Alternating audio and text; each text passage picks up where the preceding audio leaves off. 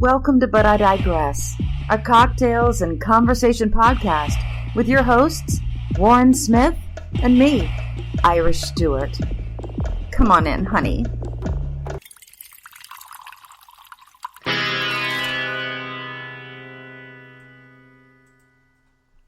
And yes, welcome to another podcast, another edition of But I Digress with myself, Warren, and of course always the amazing and beautiful Irish. How are you today? How are you travelling?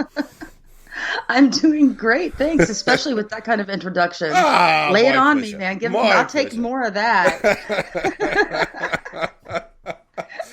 What are you buttering me up for? I don't know. Are you going to be giving me bad news? Maybe. No. I'm just trying to be charming. I'm a very happy chappy, as they say, because where I live is finally out of lockdown. Life is going back to normal.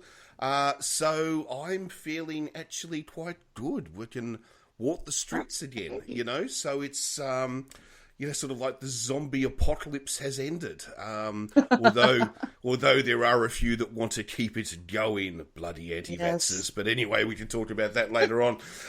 So cheers to everybody listening, because this is, of course, Cocktails and Conversation. So how have you been anyway? How have you been? I've been pretty good. It's kind of crazy living in Florida at the moment, and America in general. We've had some crazy stuff going on recently, some depressingly crazy things.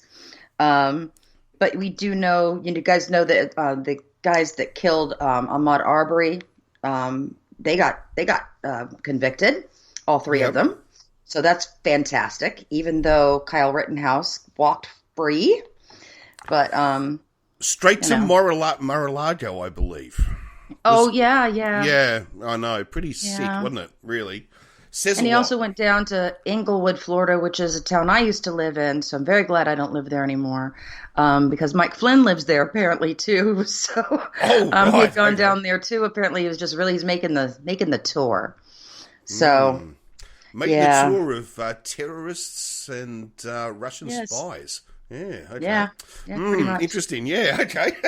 Well, interesting to see the company he keeps, but I'm not surprised personally, but what are you going to do? It says a lot. I mean, this whole idea about, even if you are to put aside the idea of guilt versus innocence, this whole idea that an act like that happens and then you suddenly go to Donald Trump, who stands there with his stupid thumbs-up position like, hey, we got away with murder, cool. It's really sick, you know what I mean? My attitude is that even if the guy was innocent, or is innocent, right, you kind of would think you'd try to not want to become a celebrity about it. Or is that just me? Or do I just find the whole thing disgusting? Well, I think the whole thing is disgusting. I do think that they are going to ride the tails of this into some sort of weird, creepy, right-wing celebrity status, which they already have. Because yet again, I think people on that side have a tendency to fall for the wrong things. And I'm not sure why, but, we've talked about that before. It's been kind of crazy, and then we had a school shooting. More than one, but we had a really bad one. Didn't hear about that. Sorry. Oh, okay. So, this happened.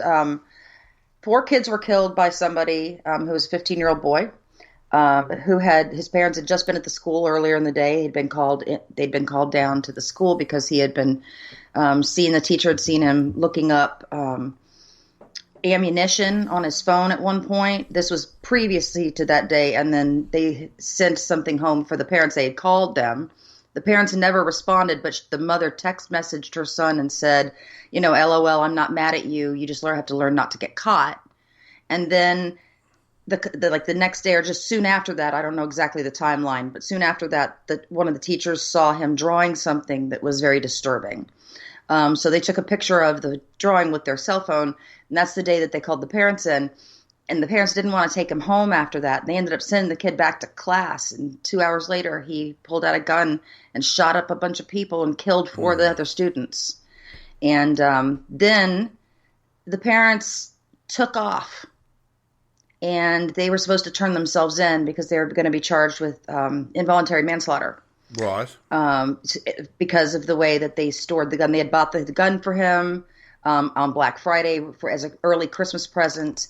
But the kid had some issues, and they didn't secure the gun apparently, although they're claiming that they did, but he still got it. But they took off, and we had to apprehend them yesterday. They said they were going to turn themselves in, but they didn't. They found them in an abandoned warehouse behind locked doors. So, and then now they each have an attorney, but their kid, who's in jail now, has a public defender. So they just were going to leave him there. I mean, it's just a real class act here. And his mother had penned an open letter to Trump saying some just really.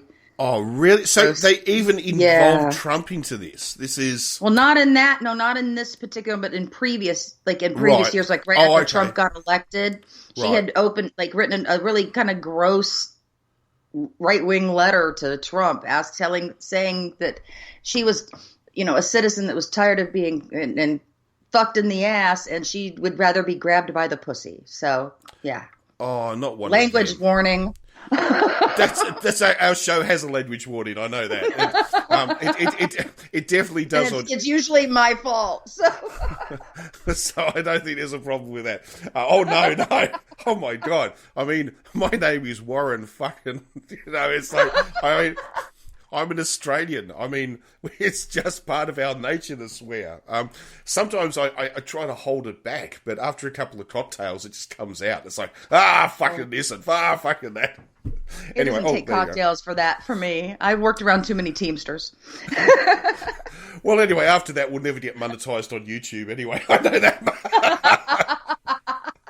Hey, I was just quoting somebody.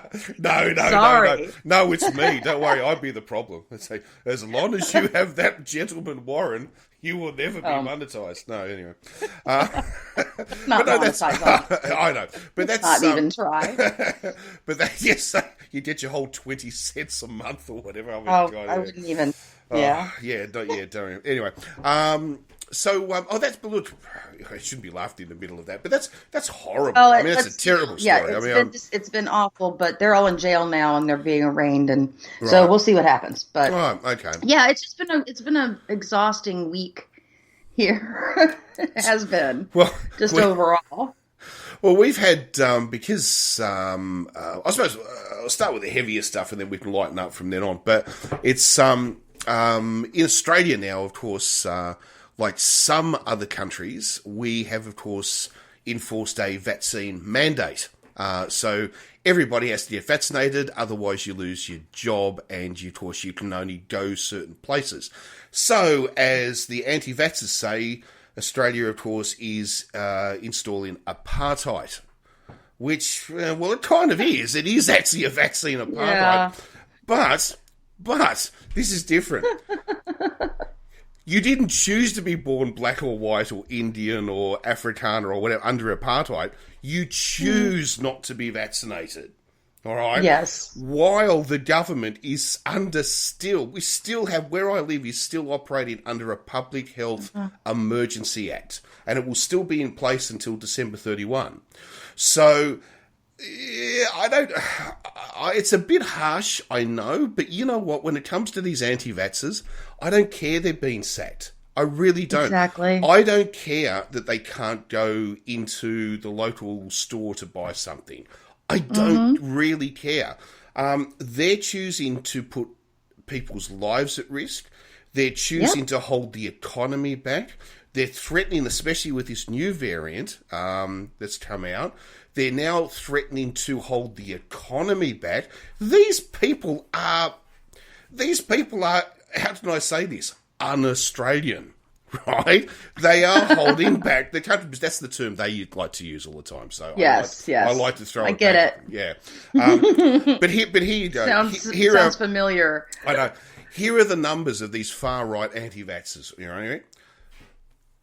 3% of the population can't be vaccinated for true medical reasons, okay? Right. 93% have been vaccinated. That leaves 3% who are the holdouts, the anti-vaxxers. They are stating that the 93% must bend to the will of the 3% because that's democracy. Well, I don't know where they read the definition of democracy, but in most dictionaries, it doesn't work that way. It blows my mind. But hey, I don't really care. They're getting sacked, and I say, woohoo, good on you. Anyway, that's my rant. I agree with you. We've been doing, we need to do that here. But there's always going to be a group of people that have that kind of hyperbolic victimization problem. And so no matter what you do to try to, for the common good, they're always going to scream how it's something so over the top. It's like the Holocaust, or like, come on. I know. Like, relax, okay? It's like you're just making all these other things just seem silly. And that's just, I don't know. I'm frustrated by it too, but you guys you're not as used to it as we are here. It's been going on a lot longer here. We're not used to, the country through most of COVID was pretty united, to be honest. There were some people who would say, oh, it's all fake, it's all, I get my medical advice from Donald Trump Jr., so, so there were some people like that. No doubt about it, right? But the thing was that, and to be honest with you, they are the same people who are now currently the anti-vaxxers. They're the same group of people, right? Yeah. But they also are the ones who vote for the far right parties like One Nation, which is a political party in Australia, and United Australia Party. That's the other one. Okay, and but even electorally, they represent 5% of the vote. Okay, it's minuscule, right? It's not big. It's not big. Yes. And as we've discussed before, even the Conservative Party in Australia is kind of, well, it's not full on like your Democrats, but it's kind of maybe 60% your Democrats. You know what I mean? It's not exactly a far right party. So these, oh my God, I'm getting off track now. These people basically. I'm rambling. This is the problem. I'm rambling rather than sticking to a point. But these people, they've always been there. But we're now really seeing that how much they're dividing the country. But the thing about it is, I suppose, unlike the United States, where you are kind of had this 50-50 split, or maybe to be more realistic, 30-30-30. You've got 30 on one side, 30 on the other side, and maybe 30 in the middle that don't give a fuck. Is that? Yeah. I don't know. I mean, pretty much. I mean, that's pretty much the way our politics play out here. Yeah. In general, and it's very, very political here. So instead of just being common sense science, it has to be turned into some kind of political ridiculousness all the time. So I feel bad in a way because they're the ones killing themselves off. We're vaccinated and they're not, and they're the ones that are showing up, 10 times more often in the emergency rooms and being put on ventilators and dying. So, I feel like they're weeding themselves out, and at some point I'm just gonna not care. So, well, I just because there's always going to be a group of those people here, and we can't let them hold the rest of us back. Like you said, they're holding back society in a sense. We can't move on because they're holding us back. Well, I know. I remember a comment, and I won't go into the actual conversation that you and I had because it was private. But I still remember a comment you said to a certain person, and that was that yes, but Australia goes down into lockdown as soon as one person gets COVID. Or words to that effect, or it was 10 people get COVID or something or other. And there is a lot of truth to that, although it's changed a little bit now. But the thing is that what I suppose Australians are scared of, which is the majority, the 93%, is that these 3% are going to put us back into lockdown again. Because already from their demonstrations, which they hold every weekend, Okay, every weekend they're holding demonstrations in Melbourne, Sydney and Brisbane, which are the main ones. And they're super spreader events because all of them are unmasked and all of them are unvaccinated, right? Yeah. And already we know, because the news, as in the free press news, we're not talking about the ones who, owe a living to someone. We're talking about the free press news. They're showing us the statistics. These people are getting sick who go to these demonstrations. And God knows what that could then generate in a few months' time. Well, yeah, it's going to spread, and then that kind of stuff is what causes the whole thing to mutate. That's why we keep getting these new variants. Oh, yes. Because people because they're not vaccinated. So. And it's, I just, oh my God, they make me angry, but I don't want to rant. Oh, me too. You know what I mean? I live in Florida. You should see what happens here. We were talking about it. It's pretty crazy because it's more like 50-50 here, because most people aren't wearing masks. And the majority of them are white people. And I think we all know that white people have to be stopped. So, well, there is this. They're doing it to themselves. But there is this idea of privilege, though, isn't there? It's like I had this conversation actually with I better not say who it is, but I had this conversation, and we were talking about this idea of why are so many, let's be honest, white people around the world, not in every country, but around the world, sort of turning to this far-right racial political structure. And I just said, well, it's easy. It's because slowly over time, they're no longer the dominant group that controls everybody else. And now suddenly they have to share power. And they don't like sharing power because throughout all their history, they dominated the power structure. And my God, now they've got to compromise and they can't deal with it. No, that's absolutely true. And I believe here in the U.S. especially, we have a bigger problem because for some reason we've, as a society, forgotten that it's supposed to be a society because we've been telling people forever, and I say in the collective we, telling people that the most important thing is their own personal individual liberty, that their individual liberty is more important than anything else.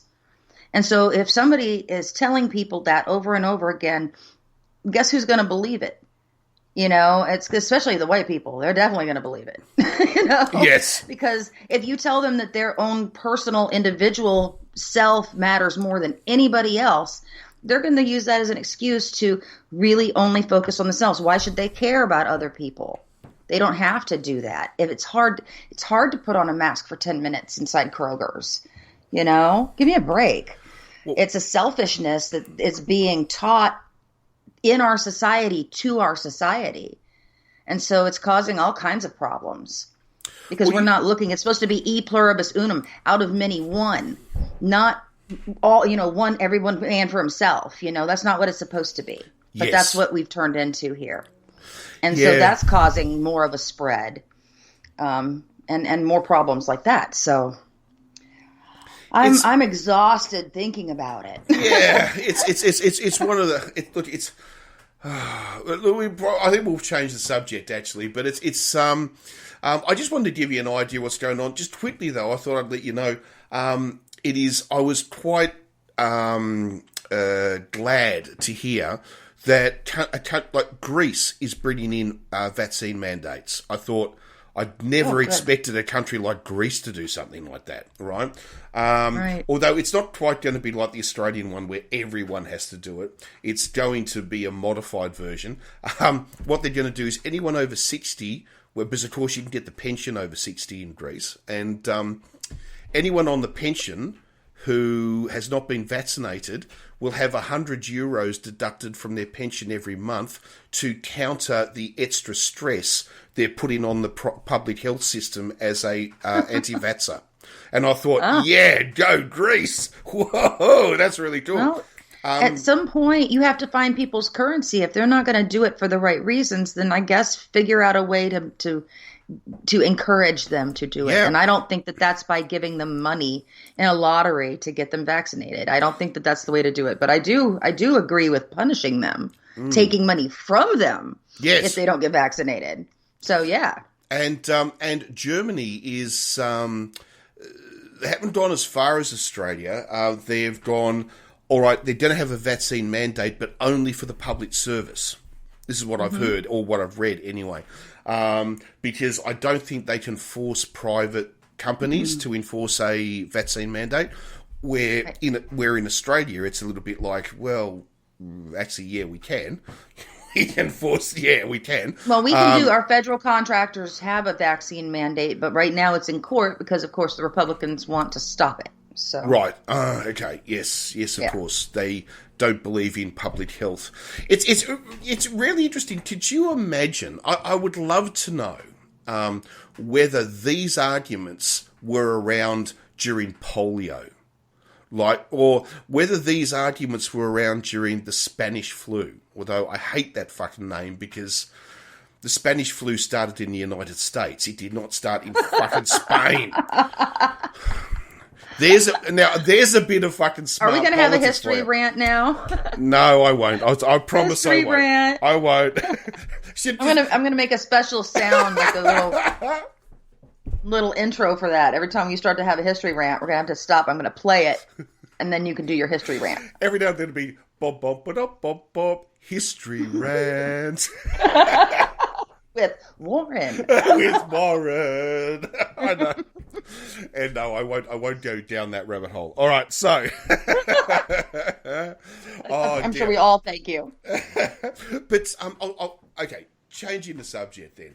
I'll tell you what, though, lockdown, just talking generically about lockdown, what it did do for me, and we've talked about this a little bit, was rediscover movies, TV shows, books, and stuff which you normally don't have time to watch or read, that suddenly you read or watched, okay? And I have to make a little bit of a confession here. So if you don't mind, please forgive me, Father, because I have said, whatever they Catholics do, I'm going to wrap the rosaries around and... Hang yourself? I don't know. Come on. Well, whatever they do when they walk in that cupboard, when they talk to the priest. Right? So, sorry, I'm joking, guys. I'm joking. All right, I know exactly what goes on. I'm sorry. All right, I'm sorry. We know it happens because we've all seen it on TV and movies. That's exactly right. Just watch an episode of what was it, Law and Order. You will see a murderer confess to a priest. Anyway, sorry. Or someone murders a priest in a confessional. I don't know. Yeah, something like that. My mind goes to the dark places. Have you ever noticed in those American TV shows, everyone is always a Catholic if they live in New York? Is that just me, or is it like... Oh, no, they're Episcopalians, honey. I don't know. I know there are, but I'm talking about on TV. If the TV is set in New York, they're always Catholic. Is that just a... Or am I just... wrong? I don't normally see that, but maybe because I'm always looking at them as Episcopalians. Because, right, okay. My grandfather was an Episcopal priest, so I see that stuff. My mind goes immediately to, oh, look, they're Episcopalians. But Episcopalians don't do confession, so it's like... Well, no, you can, but it's not required. Oh, yeah, it's not the same kind of thing. Like Anglicans can. Anglicans don't do that, so that's okay. Wow, all right. Yeah, you can. It's not it's not a typical thing, but sure. I mean, if you wanted to talk to the priest and confess something, they would listen to you. Oh, well, you can do that, yes, but you don't walk into these, the confessional. No, you're not getting into the phone booth. Well, unless you've got wear your underpants on the outside and have a cape. I was going to say, unless you're Superman, so thank you. That's exactly right. There we go. What the hell was I talking about? Oh, yes, watching stuff and reading stuff. Now, I've talked about how I reread all the Saint books. I reread all the James Bond novels and all blah, blah, blah, blah. But this is my confession. I started watching Baywatch. My God. Yeah, I'm up to season 6 and I'm even into Baywatch Nights. That's how far down the rabbit hole I've got, right? Warren. So, fallen so low. I know, but what I suppose what what I wanted to bring up by that is I don't want to talk about Baywatch. Please trust me. But have you ever found yourself with a TV show or a movie set or a set of books, or something, which everyone agrees is just crap, but you fall down the rabbit hole? Do you know what I mean? You know what I mean? I know what you mean. Yeah. I'm going to tell you one that I have done that with this season, and I have watched every episode, and it is awful, and I can't look away because it's so amusing to me. The show is a network show here called La Brea, and it's on, I think it might be CBS. I think it is ridiculous. It is over the top. The writing is terrible. I feel bad for the actors because I don't know that there's any way, even if they're good actors, I don't know how they could possibly be good actors with this terrible script. I don't know. It's awful, but I can't look away, and I have watched every single episode, and I look forward to it because I sit there and pan it through the entire thing out loud. It's my favorite.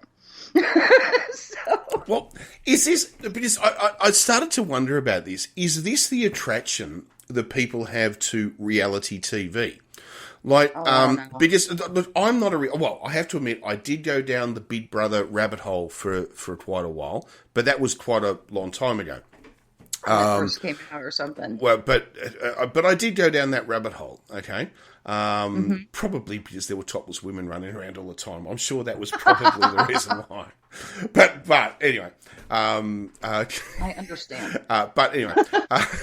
But I just wonder if it was. I mean, okay, because of course, the my future wife, Karen Gillan, who just doesn't know it yet.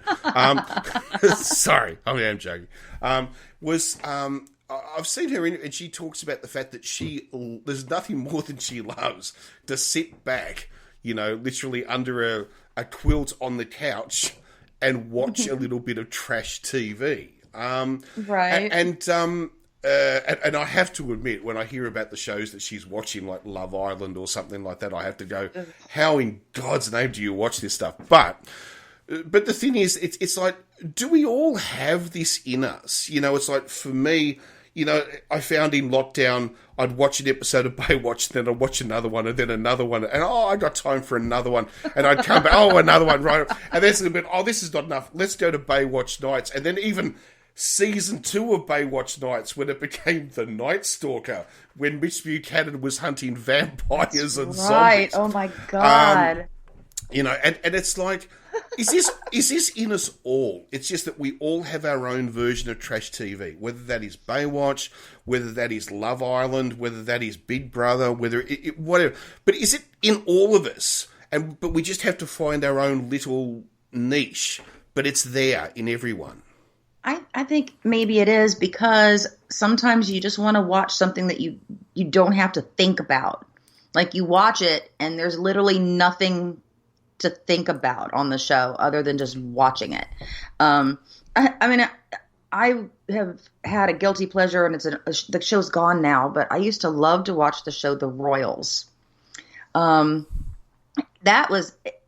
was kind of like a nighttime soap opera. It was silly, and it was over the top, and it was campy, but I couldn't not watch it. And so it was just something that I could turn on once in a while, because for the most part, if I'm watching TV, if I'm not watching like a specific series for certain reasons or whatever, because I don't watch a lot, I watch more science shows and things like that. But when I'm not watching documentary style shows or different stuff like that, I do prefer to watch something very light and lighthearted, but normally it's cartoons, because I really like to watch cartoons. So I'd rather watch cartoons than anything else than a light. If I want to watch something light, I'll just switch over to that. So I try to do that, but because, a lot of the shows are really heavy. Like, there's a show right now on Netflix that I'm watching, and I really love the show. It's called Why the Last Man, and it's from an old comic book series. But it's really dark, and it's extremely difficult in the first few episodes to get through. But I wanted to watch it. So I'd watch an episode of it and then I just had to go not be freaked out. So I'd turn on, Family Guy or something for a few minutes. But that's kind of, I like that kind of light stuff, but I do not like reality trash TV with people screaming and yelling at each other. I don't want to see somebody's just ridiculous drama. The only drama I'm interested in the ones I'm trying to put on screen. That's it. I don't care about anybody else's fucking drama. I don't want to watch people scream and yell. I've had enough people in my own family that have behaved that way, and they're no longer coming to my home. So, I choose not to watch it, and I choose not to have it in my life because I think it's kind of toxic. So I'd rather not watch that kind of reality TV. But other than that, I'll watch some dumb stuff. Sure. Well, it's it led me on to another show that I watched. All right, what is that? Okay, and I don't know if anyone's. I think it was made in like 2013 or something like that. So it's actually a few years old, but I only just recently discovered it. It's only one season long, 20 episodes, I think, and it's called Safe, but it's spelled SAF3. Right? Okay. With the numeric 3 at the end, okay, to represent a backwards E. And the 3 is meant to be F is fire, A is air, and S is sea. And, okay, now, this is how far down the Baywatch rabbit hole I went, okay? Oh, no. This show was created by one of the creators of Baywatch, okay? Wait, who? Was it Dick Schwartz? No, it wasn't Dick Schwartz. I'd have to look it up. I can't remember his name. I think it starts with Doug Schwartz. Sorry, not Dick Schwartz. Doug Schwartz. Oh, my God. No, it wasn't Schwartz. It wasn't a Schwartz. I know that. But but anyway, this show is an exact carbon copy, right, of Baywatch, except they now throw in firefighters and the Coast Guard, and they make this. Are you ready for this?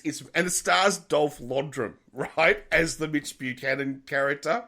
Oh my God! Right, and it's meant to be this idea that after in Malibu, which is Los Angeles, California, I think, is that right? Yes, it is. Okay, right. Yes. Okay. It is Los Angeles, California, yes. So, which is where Baywatch was set, okay, the same... Yeah, it is. Okay. Yeah. Now, okay, supposedly there was this huge fire in an apartment complex, which, like 100 people died, and it was the greatest disaster Los Angeles or something has ever faced. They forgot about the earthquakes and all the rest of it. But anyway, so whatever.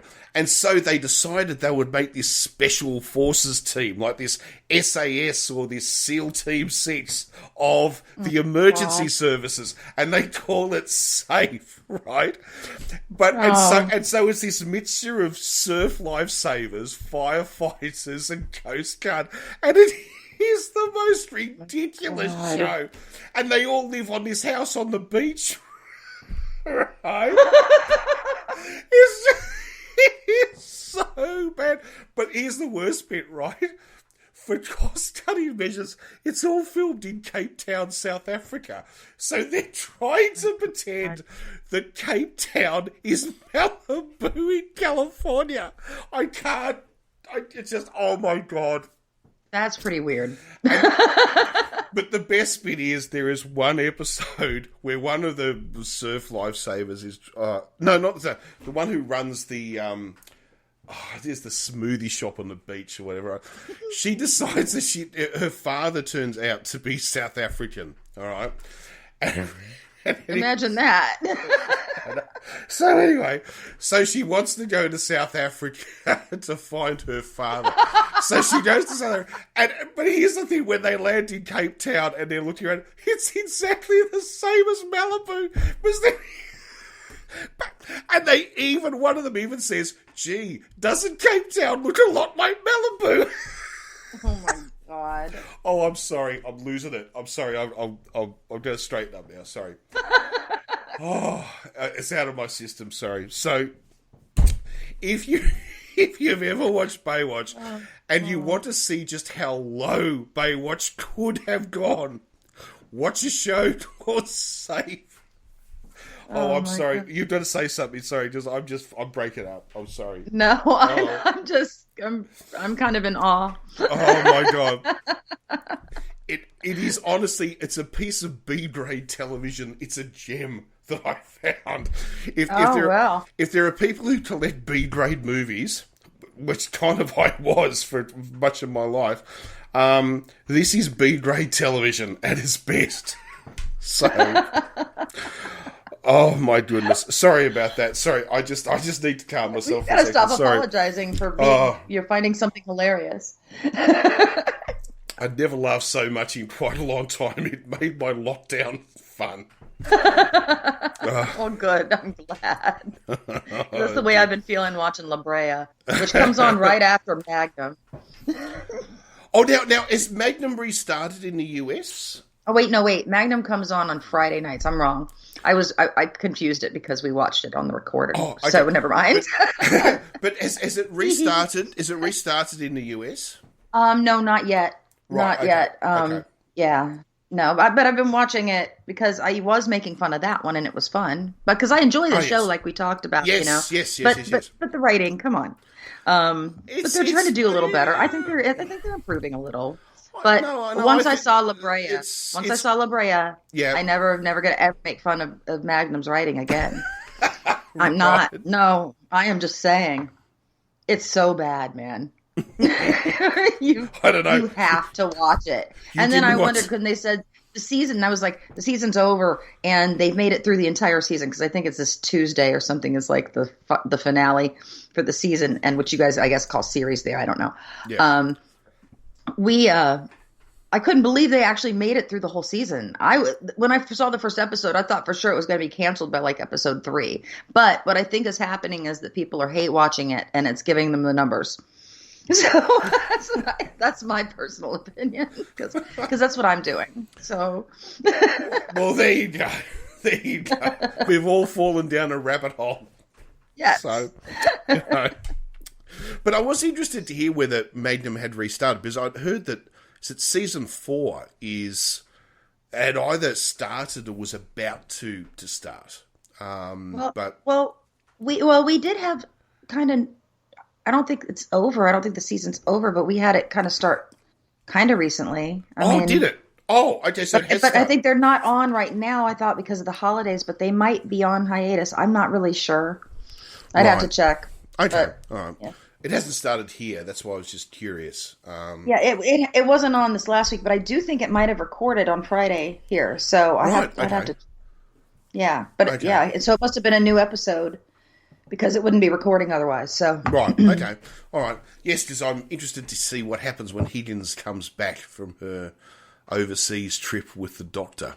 So, you haven't seen any of that yet? No. Okay, yes, I have seen these. So, okay. Well, so all I've seen is that she was the end of season 3 where she left with the doctor to go to was it Africa? I'm not 100% sure where they went. And that's it. And of course, Thomas was left, well, brave faced but heartbroken because we all know he's in love with her. Right. And, so that's where I'm at. Okay, well, I will make sure not to give you any spoilers. Okay. All right, cool. Okay. Because I know bad writing or no bad writing, I still love the show. I really do. Oh, no, I do too. I enjoy watching it. Yeah. Yeah, but I won't make fun of its writing anymore. Because I have seen something much worse. Much worse. Yes. Then again, I watch Baywatch Nights season 2. It doesn't get much worse than that. I don't know. Season 2 of Hercules is pretty terrible. Oh. Hercules, Jesus. Kevin Sorbo. Kevin fucking Sorbo. Don't make him sound cool like that. I know. Okay. Kevin, I'm as cut as a fucking wild snake. Insane Sorbo. He's a fucking lunatic. He's nuts. I know. And I love how Lucy Lawless trolls him. Mercilessly. Does she? Oh my God. Oh, I love that. I love that. It's always that she always has that kind of like that Minnesota nice kind of thing. It's that fake sweetness, but she's being nice to him, but she's definitely cutting him down. Right. And so she does it in beautiful ways, and I have to appreciate her for that in more ways than just her being Xena. Oh, I just love her. She's she's fantastic. I mean, I think she's highly talented. She's also very funny, and she's also gorgeous. And I think she's just wonderful. I mean, it's just me too. No, absolutely. Well, I've been cozying up to Steven, so maybe I'll get to meet her at some point because he knows her. Cool. I feel so jealous. It's good to work with some people. I feel so jealous now. You know? Uh-oh. Yeah. Just you wait. Yes, one day you're going to sort of say, one day you're going to turn it around and sort of say, "Hey, Warren, just had lunch with Karen Gillan," and I'm going to go, "You bastard!" You know? You better not call me a bastard, or you'll never have lunch with Karen Gillan. You know what I mean. It's going to be, what? Really? No.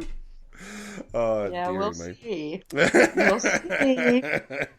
Not saying anything about anybody. No. Oh, no. I wasn't going down that track. Oh, no, I know. I'm just saying. I'm not even going to even.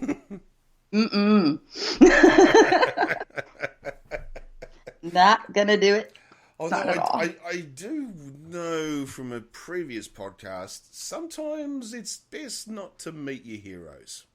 Is something I can say. Don't know if you've ever had that experience. There's someone that you sort of go, "Geez, I was so excited to meet you," and then it's like, "Holy fuck!" And then you scull half a bottle of scotch. It's like, that's who you are? Oh my god! Yes, yeah. I do have some stories like that. Well, yeah, no, I'm not asking you to say that. I'm just wondering. Yeah, you know, I can give you a name if you would like a name. Oh, well, only if you're allowed to say. Well, they're dead, so I don't. What are they gonna do? Okay, they're currently dead. I know they could. Maybe in their next life they'll be mad. Come back and haunt you. I don't know. I mean, you know. You know who I was really shocked at who they were? Jerry Lewis. Really? I don't. See, I know nothing about Jerry Lewis apart from I know who he is. I've seen a number of his movies. I know he did the double act for a long time with Dean Martin. I know the French think that he's a fucking god and gave him the Legion of Honor. I understand. That's about my understanding of Jerry Lewis. It's not much more than that. Well, you know, mine was kind of just seeing him on the telephones, you know, and then the movies growing up. He seemed like a silly person, and during one of the shows that he worked on, actually, at the time, my mother was a casting director on the show. And he was coming down the hall, and she's in her office, and he's coming down the hall, and you know he's using that silly voice that he would do in a show's "Hey lady," like that, that kind of thing. Yeah, he's coming down and he's calling her name, looking for her, and so that was her first impression of him. And he was very nice, and they had a good conversation about the actors and stuff. And then I went to set. And it was the middle of the night, and we were shooting here in Orlando at a water park, and we were shooting overnight, and it was misty, raining, and it was kind of crappy weather, but you can't see that on TV and on the screen, unless it's coming a real hard downpour. So we're continuing to shoot. Well, I have never in my life heard the kind of words that came out of that man's mouth and the screaming and carrying on. One of the things that happened, I don't know, they were doing a take, and somebody said cut, and it got cut. The take stopped. And all of a sudden I hear, and I was quite a ways away, I hear him start screaming, "Who the fuck yelled cut? Nobody fucking yells cut at me. I'm the fucking director." And he just went on this, and I'm not even joking. Yeah. He went on this rampage in front of hundreds of people at this theme park that were there as extras and people carrying, I was flabbergasted at the way he behaved. Wow. And I just, growing up, seeing him in the movies and stuff like that, I never would have once thought. And then my mom having the interaction with him, he was very nice, and I didn't understand it, but what it showed me is that that's really who he was. When he got frustrated or whatever it was, and he's on set, his ego took over, and he became like a fucking tyrant. And you know that could happen because I've told you about it before on different other sets. So, I mean, people just, they get into positions of power and sometimes they just really show you who they are. Gee, so, wow. Yeah, I was shocked, right? It's like, oh my God, Jerry Lewis just screaming fuck on the set. Jesus. Because the other thing too for me is that Jerry Lewis, his whole character, I suppose his persona is the right word. I remember because I've watched a number, although not for a very, very long time. I'm probably even going back to being a teenager now. Watching the Dean Martin, Jerry Lewis, like road kind of movies, buddy comedies and stuff. And it kind of works because you've got what looks like the slightly older, more mature, and then the younger kind of like, you know, goofy guy, and it kind of works. The problem was that I always found with Jerry Lewis was that when he was working by himself, so after that ended, was that who was Jerry Lewis? I mean, to me, because as he got older, he wasn't this goofy guy anymore, and I couldn't kind of take him seriously in his own right. Yeah. I know that, I think they call that typecasting. I mean, that's my problem, not his. But I don't know. There are a number of his films, solo films I've seen, and with the exception of The Nutty Professor, which I still think is a good film, there's not much he made I really liked, truthfully. No, I mean, yeah. I mean, he wasn't my bag either, so yeah. I get that. Yeah, I know. So, where Dean Martin, I love that man till the day he died. I still love him. Because I know he was not the greatest family man. He didn't treat although he wasn't running around cheating on his wife left, right, and centre like Frank Sinatra. But he was still not very nice. You know what I mean? He was a bit of a dick. But yeah. But I think in many ways, kind of like all men were back then, to a degree.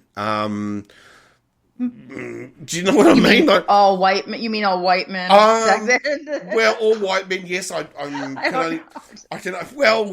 I'm really coming down on the white people today. Well, I am one. So I feel like I have a right. I can't speak on behalf of, I suppose, I don't know, Black Americans because I have no experience. I can't. You know what I mean? I would never want to speak on their behalf, but. In regards to white men, yes, from my experience, especially with my relatives, I would say that the men are all pretty much pricks. Do you know, the way they treated women anyway, it doesn't mean that they cheated, but they were still pricks, if you know what I mean. Well, no, I get what you mean. And so if I put him into that same culture as everybody kind of else was, I still love him. You know what I mean?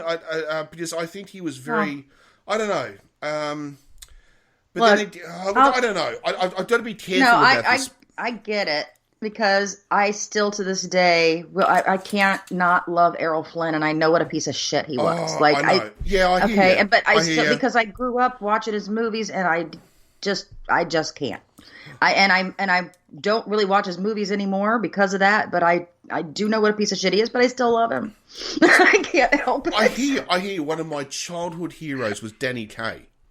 Now, Danny Kaye, I still think one of the greatest movie comics America ever produced, personally. Yeah, I loved the Hans Christian Andersen movie so much. Oh, Hans Christian Andersen, and also, what was it, the Black Fox, was it the Black Fox? The vessel with the pestle has the pellet with the poison, but, I actually didn't see that one. One of the funniest, I think it's early 60s, but just absolutely, I mean, even as a child, just in roars of laughter as he's walking around, the vessel with the pestle. But the man himself was apparently a prick. He was so difficult to work with, and that's ego, perhaps again. Well, but it's also interesting because he was a guy who came up. What do they say? Pulled himself up by his bootstraps. He came from absolute, New York poverty to, uber wealth and fame. Yeah. But he was a prick. Mind you, I secret confession, I love, Jennifer Lopez, but I've heard that she's very difficult. But I still kind of love her. You know what I mean? It's kind of, I don't know. But this isn't it. But this is another thing too. Are there always celebrities that? I think there's two. Like, there are celebrities that we always give a free pass to some degree, because we kind of like them, but we know that we shouldn't. Right. Is it? Yeah. Yeah. I mean, I get that. It's kind of a societal thing. I don't know. But then again, because I'm guilty of it. But then again, there are some who just go too far, like Kevin Sorbo, and I'm. Oh, I don't have any love for him. No, and I only love Errol Flynn because, like I said, when I was very young, I saw like Captain Blood and those movies, and Robin Hood. Robin Hood. Oh, yeah. Sorry. No, go on. No, I was just gonna say. So it was like to me, it was a different kind of.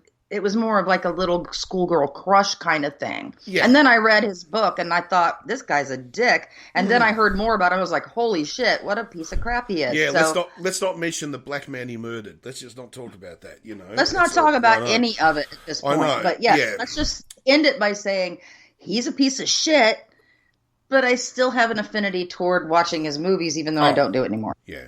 It's interesting because that movie Robin Hood, yes, historically there is no history in that at all. It's not. Well, first of all, Robin Hood was not even a real person. Wait, is this another history rant? Oh, sorry. History rant with Warren. Yeah, I know. But I'm so it's going to be a thing now. You know that. I'm so sorry. I'm going to make a jingle. Yeah, I know you will. I know. But no, don't be sorry. I'm happy. I would love to make this jingle. But it is interesting. I still love that film. Like, even to this day, if I was watching free-to-air TV, which I really don't anymore, but if I was, and that came on, I'd still probably say, yeah, I'm going to find an hour and a half and watch it. I really do like it. It's that sort of escapism. I like it. That good versus evil. It was a more innocent time, but it wasn't. But the movies were more innocent, Yes. Well, yes, you've got a time which is far more evil than it is now, but the movies are far more innocent. It's really interesting, isn't it? Yeah, I don't know. I don't know that it was a more evil time back then either, but maybe. Well, at least we know who the racists are now. We didn't know then, to a degree. That's true. To a degree, at least we can identify, a lot of them now. Like for instance, you can't be a Hollywood actor now without people kind of knowing where you're at. Well, I mean, I think that that's the case if you're the kind of person who doesn't know to keep your damn mouth shut. Mm-hmm. I mean, because I kept warning people when I was still on Facebook, the actors and stuff. It's like, please, guys, I get that you want to put your political views out there, and you have a right to do it. But just please remember who's on your list and who's seeing these things, because people who are going to hire you for work might not hire you if you go on some rant about illegal people and come, I'm not personally, if I have an option to hire I'm choosing from people and I know one of them is a fucking racist and the other one isn't, I'm not going to hire the one who's the fucking racist. I'm just not, and I don't care if the one who's not the racist is even the better actor. Because I'm not going to have a fucking somebody that I know is like that on my set, because it's going to cause problems. Yeah. I want harmony on my set. I do not want people that are there looking for like a chip on their shoulders and trying to talk politics and stuff like that. If you don't know any better to keep it to yourself, boy, I'm having a hard time talking now. Then it's right for you to lose work. But some actors know to keep it to themselves. Yeah. And so you don't know what their beliefs are. And sometimes that's preferable. Well, it's the same. Everybody has a right to say it, but you got to be ready for the consequences when you do. But that's the same in any industry to a degree. I mean, you have the right to say whatever you want, but that doesn't mean that a company has the right to hire you. If they have to, they're going to say, I have the choice between you and this other, woman. I'm going to choose the other woman because you know what? They're not ranting about being whatever. So exactly. I can tell you, if Kevin Sorbo was the greatest actor on the planet, I would still never fucking hire him for anything, ever. Well, at least you know he is not. So that will never happen. Yeah, so it will never come up. So, he's not a good actor. You are correct. Not a good actor anyway. So yeah, I know. Completely moot point. I actually do. It makes you wonder. I mean, was that man actually hired for his looks rather than his ability? I don't know. I shouldn't go down that path, I suppose. But I mean, I'm not going to say that, but I'm sure that had a lot to do with his looks at the time, and and come on, let's be honest, it was Hercules. It was but even the show that followed, which ran for God knows about 7 years. What was? Yeah, but Xena was a way better show than Hercules. No, not Xena. The space one he did, the science fiction one he did. Not Babylon 5. Andromeda. I didn't watch that. Oh, okay. Honestly, it was a really good show if you just had got rid of him. This is my idea. Cast David Hasselhoff. We would have been set. Perfect. There we go. Andromeda. With a Hoff.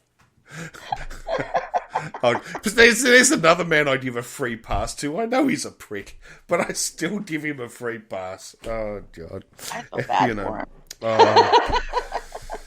him. Dear me. Oh, God. Well, we should take a break. We should take a break. And we will be right back.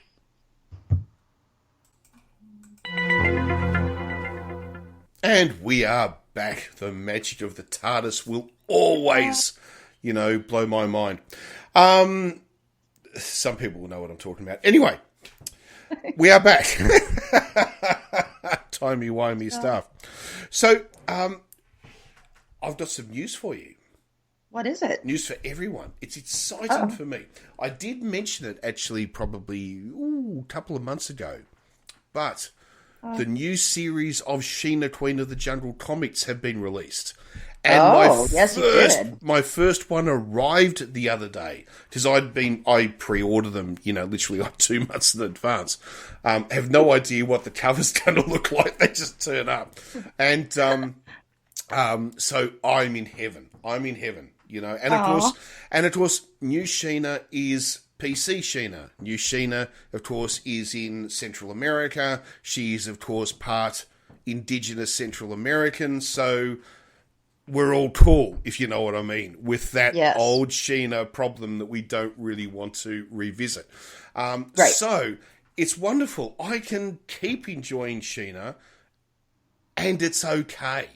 You keep enjoying Sheena, and you don't have to feel bad about it. Yeah, I know. Yeah, even though I have to admit, when was it? 1998. Sheena moved to Central America, so it has been actually okay for 20 years. But the problem is, we all keep thinking of the old, one. But anyway, I just wanted to let you know the first one arrived. I was really happy. It was great. That's cool. You loved it, huh?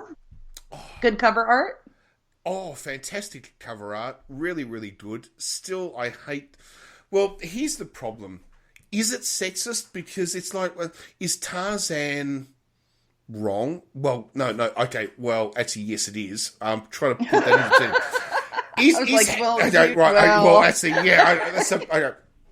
All right.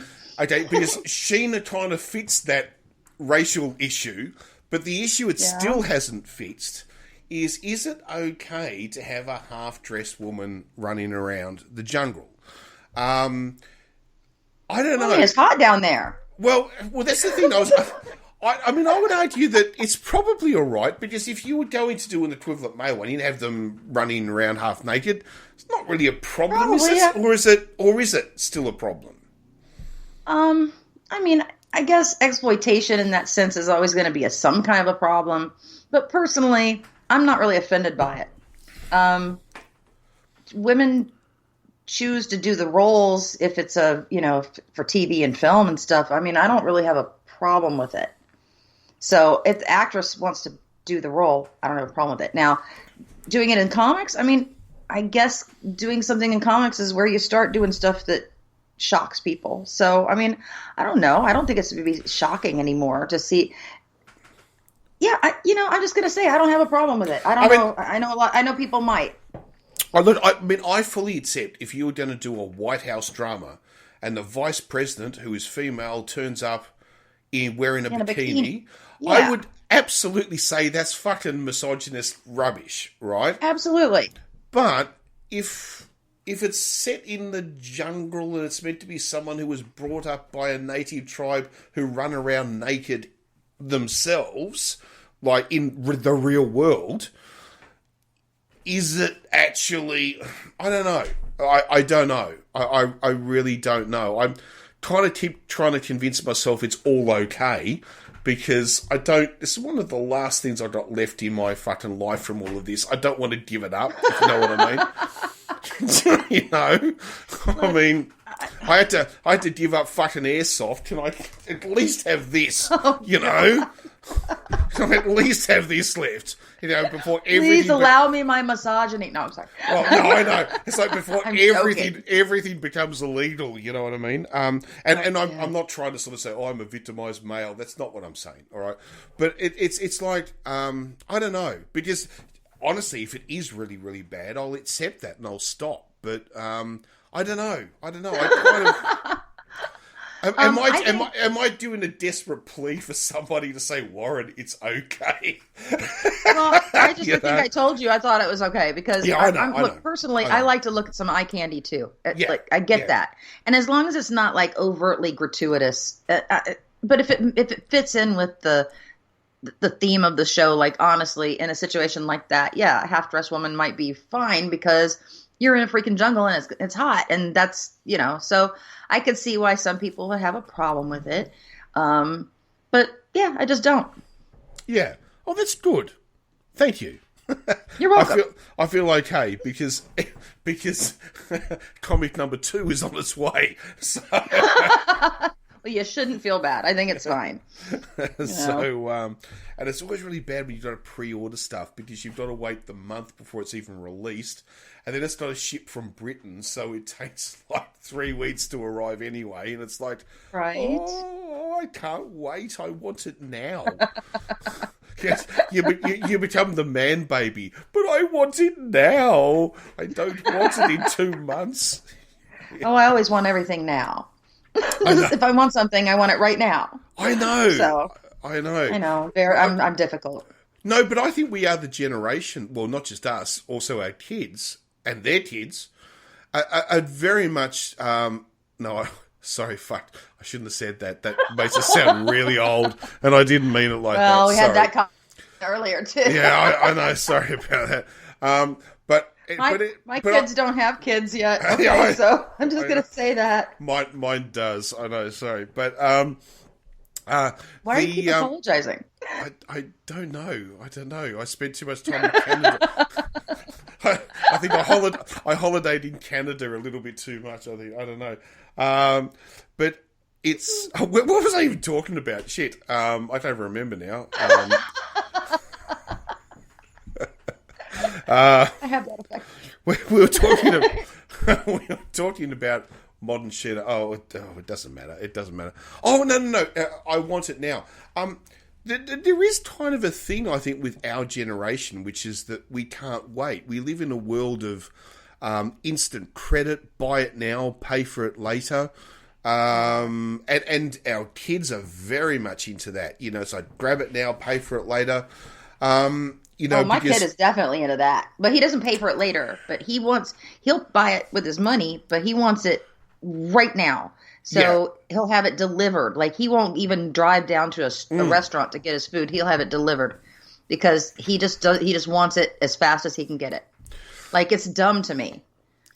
It's interesting. I know when I moved out of home, I had a black and white TV, which was not much bigger than the laptop I use for probably, you know what I mean? And that was the main media source. And it was black and white. Yes, they had colour TV for anyone who was asking. Australia wasn't quite that backward in the 80s, you know what I mean? But but all I could afford was a second-hand black and white TV. And I think we had deck chairs in the flat. Like beach chairs. Yeah. And stuff like that. And mattresses on the floor because we couldn't afford Oh, well, beds. I mean, I think we've all lived like that, yes. Yeah, but now it's kind of like that's not acceptable. They simply go to these big stores online, they buy it all on credit, pay for it later, it's all delivered, and it's like, I need to have a 52 or a 68-inch, TV hanging on the wall, and I need it now, and you're 18 years old. Fuck! I don't know. Am I becoming a grumpy old man? A little bit. But would you like us to get off your lawn, Warren? Yes. Get off. Crazy kids, get off my lawn. Get off my lawn.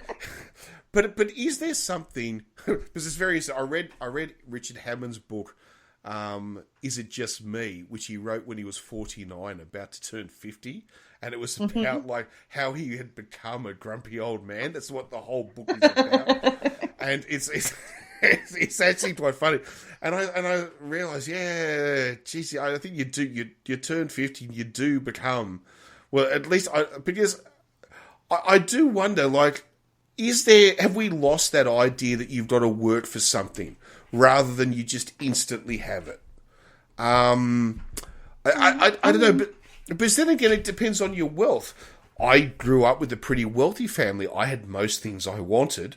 But I have friends now who grew up in very poor families and they didn't.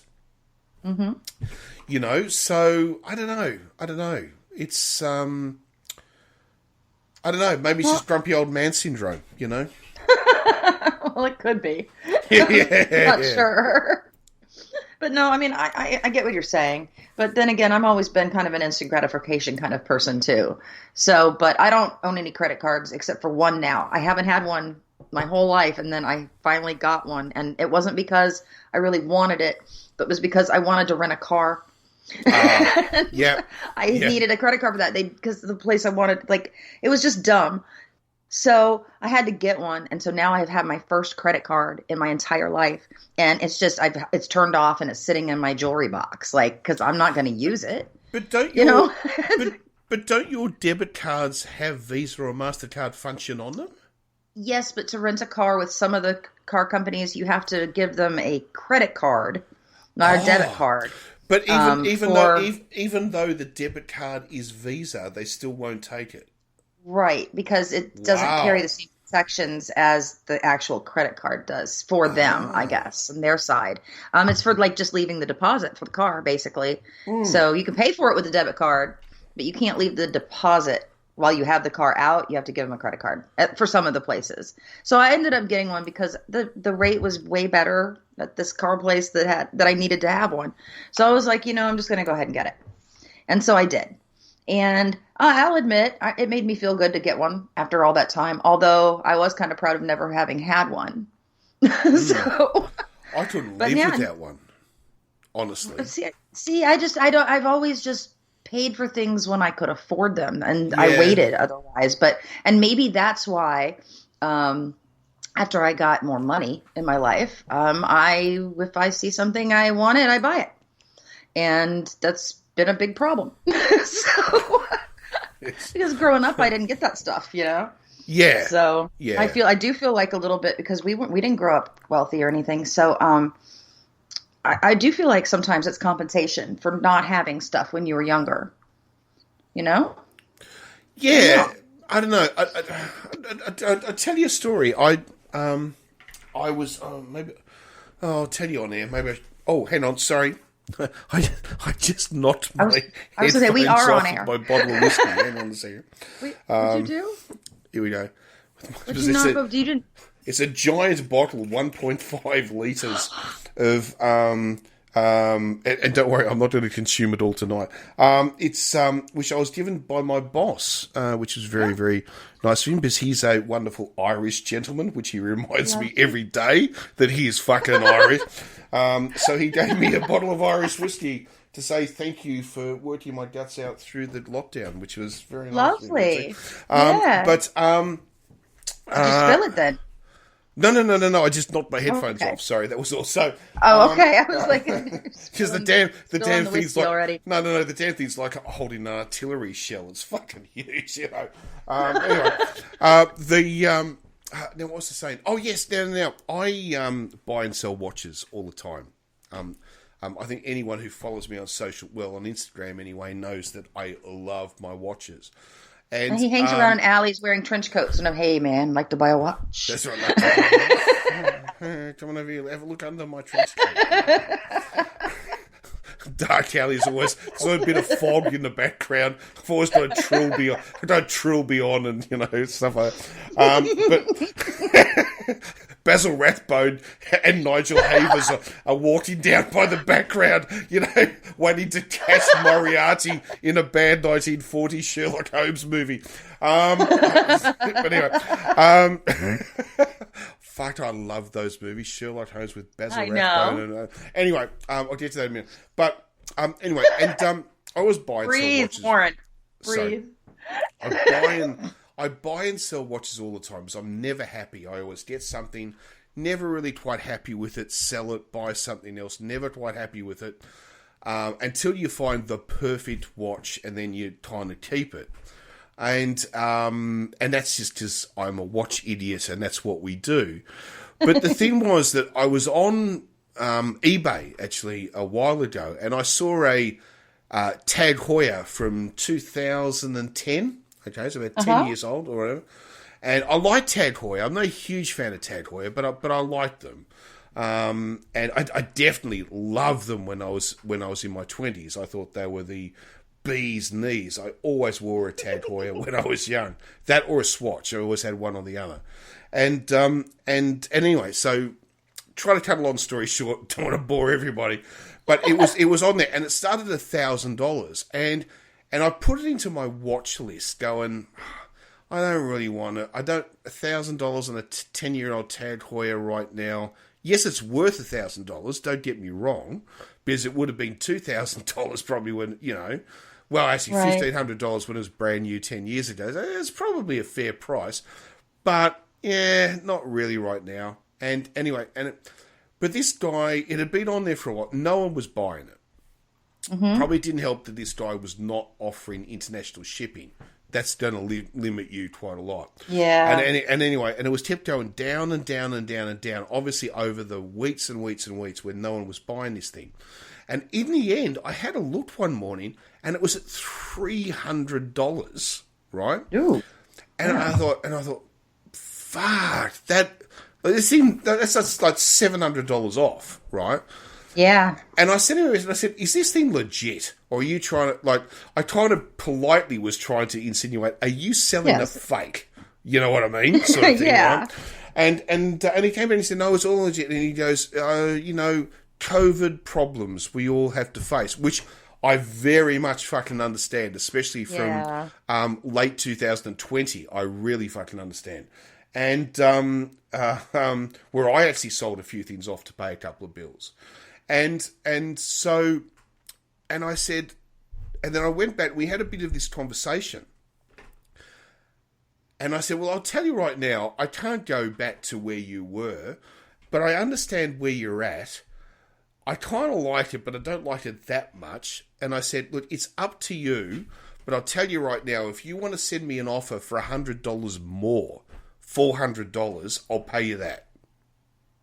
Like, I'll give you more money. Because I felt really sorry for the guy. Like, I felt it's like you're selling something you don't really want to sell because you need the money, and you've now discounted this thing by 3/4. But I thought, I don't know. I felt guilty for buying it in the first place, but I still thought, well, at least if I give you $100 more, at least I'm trying to help.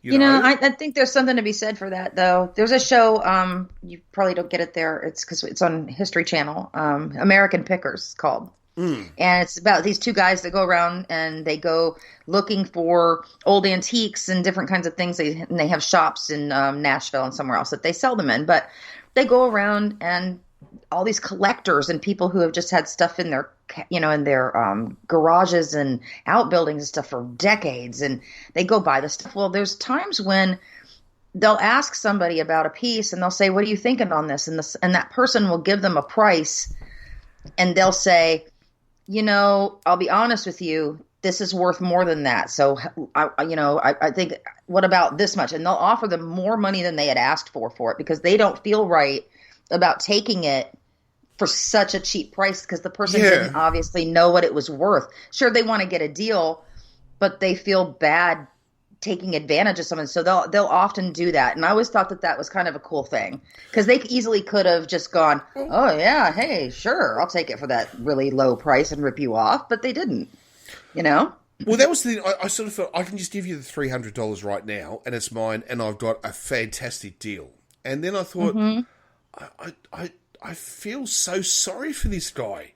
Like, if you have really the means to do more, it's okay to do more. But the honest truth was, I could have said, "All right, I'll tell you what, $700. That's a really fair deal for this watch.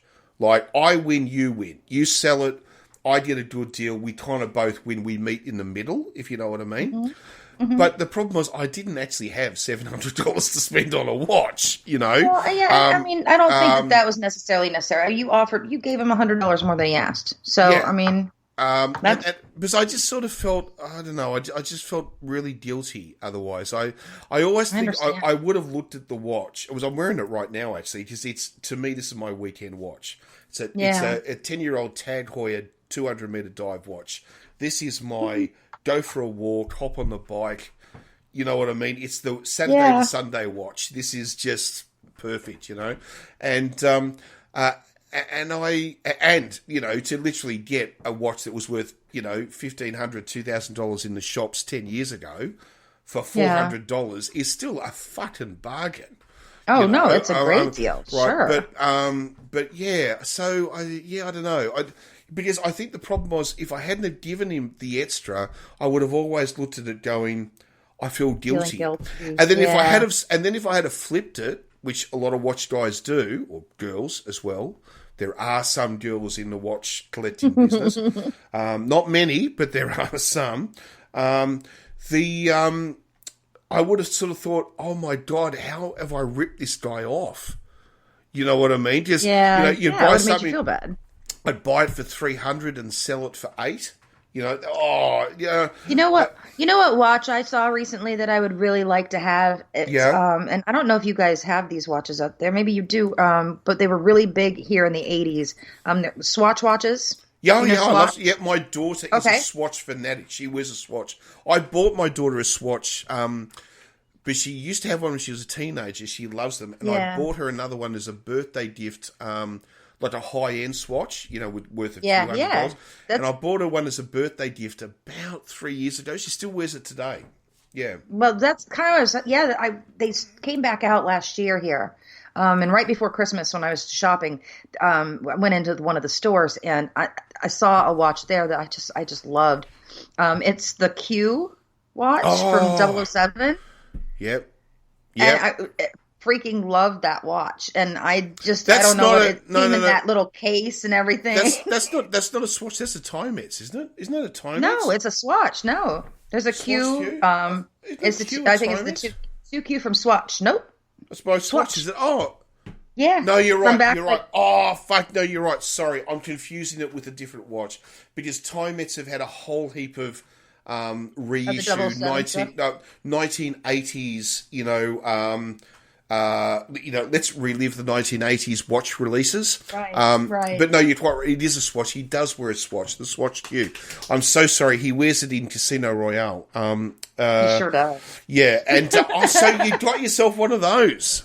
No, I didn't get it, but I'm actually thinking of getting it, because I know it was from last year, but I actually was thinking of getting it because, I can't stop thinking about it. I know it's dumb. Well, first of all, it's the most affordable James Bond watch to buy of all of the ones ever shown in all of the movies. It's also, I think, in many ways kind of cool, because it's the Q watch rather than the James Bond watch. Yeah. Which I think is actually really kind of cool in itself. I think they sold me with the case, is honestly like a piece of it. Well, yeah, and I know that, in fact, in many ways, I think Hugh is as cool with the women as Bond is in the modern world. In the modern one, yeah. In the Daniel Craig world, Q is as popular with the women as 007. Some of us girls like nerds. but he's not just a nerd; he's a cool nerd. Well, okay. I didn't mean it like that. Sorry, I think all nerds are cool. That really came out wrong. What I meant was he's a nerd that lives in multiple universes, multiple worlds. Mm-hmm. Like, he can live in Daniel Craig's world, but also in his own world, right? So that's what I mean by he's cool. I didn't mean like... You're so funny. Sorry. I'm forever apologising for saying stuff. Yeah, seriously. You're like a woman. Cut it out. Okay, I'm not going to comment on that. You don't hear me saying I'm sorry, do you? No. But definitely, you've got to buy one. A Q watch is very cool. I would like to say. I know it's a man's watch, but I really don't care. No. There are lots of men. Do you know Pussy Galore in Goldfinger? She wears a men's watch. She wears a Rolex GMT. That's a man's watch. Oh. And that's 1967. Mm-hmm. Right, and she's wearing a man's watch. Mind you, remember too, in the book, Pussy Galore is a lesbian. She's not actually straight, as she is in the movie. There's always the concept, though, in the movie that Pussy Galore... Because in the book, Bond does not have a relationship with Pussy Galore. Pussy Galore is murdered. She's just a character who is... one... You know, like, he does not have a relationship with her. She's a lesbian. It's actually said in the book that she's a lesbian. It's right. But in the movie, they give her a Rolex GMT, and which is a very manly watch to give to a woman. Although, I have actually seen a lot of women wearing... anyway... Am I just rattling on crap? Sorry. Well, I mean, you are rattling on, but it's not necessarily crap. But I actually like the idea of women wearing men's watches. I think it's cool. Actually, I like it. I like the wider straps. Well, I kind of like. It's also the idea that, I mean, look, female dress watches. Like, if you're wearing the little black dress and you've got the little small cocktail watch, that's different. I get that. Yeah. But for every day, if you're in just everyday mode, I kind of like that idea of a woman wearing a man's watch. To me, it says, I'm powerful. I know what I'm about. I am woman, hear me roar. And I like that. No, I really do. I like that. I really like that. And because that actually turns me on. I actually really like that. No, I like strong, powerful women. I don't like women that, what do you think? I like women who are, no, I'm going to make a decision. This is it. Great. I love that. I'll shut up now and let you talk. I've been rambling. Sorry. I've been rambling. I think we should wrap this thing up, man. Oh, has it got that bad? Fuck. No, it's just late. All right, no worries. All right then. Well, I'll tell you what. No. We'll save it for another day. That's all good. All right then. So, anything else we want to say, or I don't think so. Not on my end. No, nothing at mine either. I don't. No, all good. That's I feel like you're waiting for me to say something. No, I don't know what. I'm so used to every time you listen to a podcast or a vlog, it's always like, I'd like to thank XYZ, and this huge list of people, and it's like, no, it's all good. Well, I mean, we don't have any sponsors, so fuck it. No, it's Omega, come on board, please, if you're listening, Omega. Will I prostitute myself for you? Yes. Come on board, Omega. Offering for a brand new. That's quite an offer. Oh, come on, for a brand new, brand new Aquaterra. Fuck yeah, of course I No? Anyway, sorry. All right, okay. All right. See, you did it again. You're apologizing again. All right. We'll be back in the next couple of weeks. Thanks for listening. And, cheers, guys.